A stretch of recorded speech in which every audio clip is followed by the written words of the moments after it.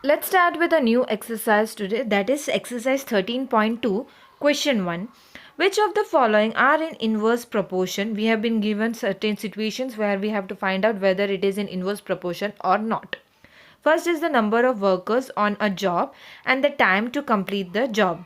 So, for number of workers, when it is increasing, then the time to complete the job will decrease, because as the number of people will increase, that particular time to complete the work will be decreased. So it is an inverse proportion. So it is the case of inverse proportion.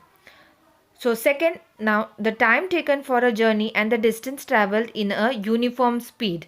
So here uniform speed is given to us, so time and distance will be uniform only. So speed is uniform here, so it will not be the case of inverse proportion. It will not be an inverse proportion, it will be a direct proportion. As the time is increasing, the distance will also, the journey and the distance traveled is in uniform speed. So it will be a direct proportion, not an inverse proportion. Third is area of cultivated land and the crop harvested. So for more area of cultivated land, more crops would be harvested, right? If the cultivated land is more, so more crops will be harvested there. So it is a case of direct proportion, not the case of inverse proportion. Fourth, the time taken for a fixed journey and the speed of the vehicle. So this is the fourth question. So if the speed of the vehicle is more, then the time to cover that particular fixed journey will be less. So it is a clear case of inverse proportion. And what is our fifth question? Fifth question is the population of a country and the area of land per person. So answer is, for more population, less area per person would be in the country. So as the population increases, the area will be same only, it will not, so area will be less for that particular population to be accommodated. So it is a case of inverse proportion. You can understand this, the area will remain the same, but as the number of population will increase, the area for that particular population will be less, right?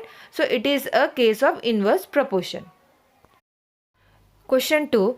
In a television game, show the prize money of rupees 1 lakh is to be divided equally amongst the winners. Complete the following table and find whether the prize money given to an individual winner is directly or inversely proportional to the number of winners. So number of winners are given to us and the prize money for each winner is given. If the number of winner is 1, the prize money is 1 lakh. If the number of winner is 2, the prize money given for that winner will be 50,000 each. So here, as the number of winners are increasing, the prize money is decreasing. So it is a clear case of inverse proportional. So it is inversely proportional. From the two data that is given to us, that we can find out that it is inversely proportional. Now we have to find out the values of all the other winners if the number of winners are increasing. So let's find out. Here I have taken number of winners as X and the price for each winner will as Y. Here first is given to us, that I have taken as X1 and Y1. This is already solved for us. Now for next is X2 and Y2. I am taking this is X2 and this is Y2, and likewise I will be solving others. So as per the formula of inversely proportional, what is our formula? X1 Y1 is equal to X2 Y2. Therefore X1 Y1, X1 is 1 multiplied by Y1 is 1 lakh.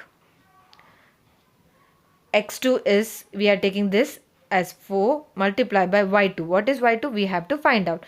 Therefore if we bring Y2 here, so 1 multiplied by 1 lakh is 1 lakh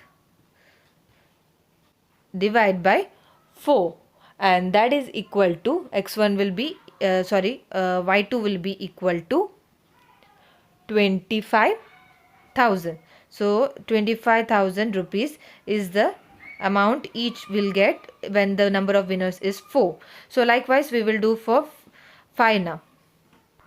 So x3 is equal to 5 winners are there. So y3 is the number amount each will get. So again that same formula, x1 y1 is equal to this time x3 y3.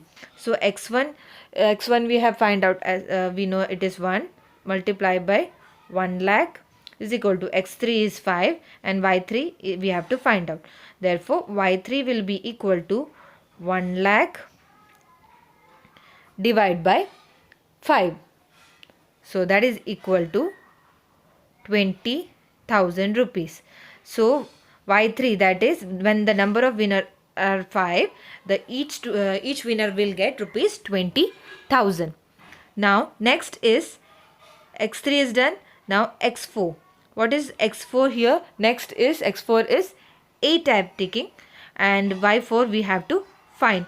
I will put the same formula, x1 y1 is equal to x4 y4, that is equal to 1 multiplied by 1 lakh is equal to x4 is 8 and y4 we have to find out.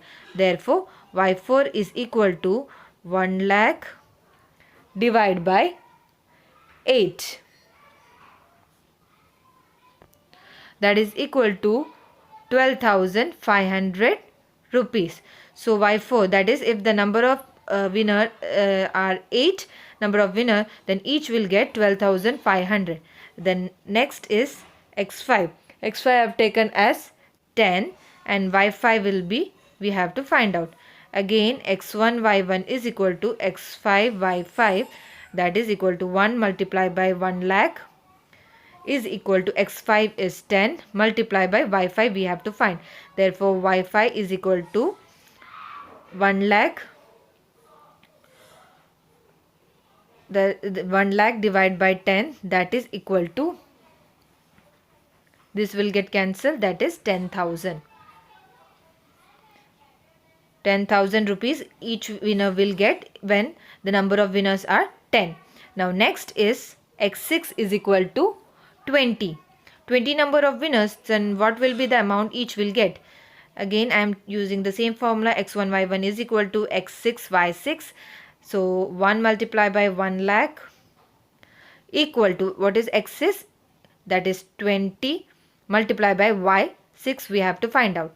That is y6 is equal to 1 lakh divided by 20. 1 lakh divided by 20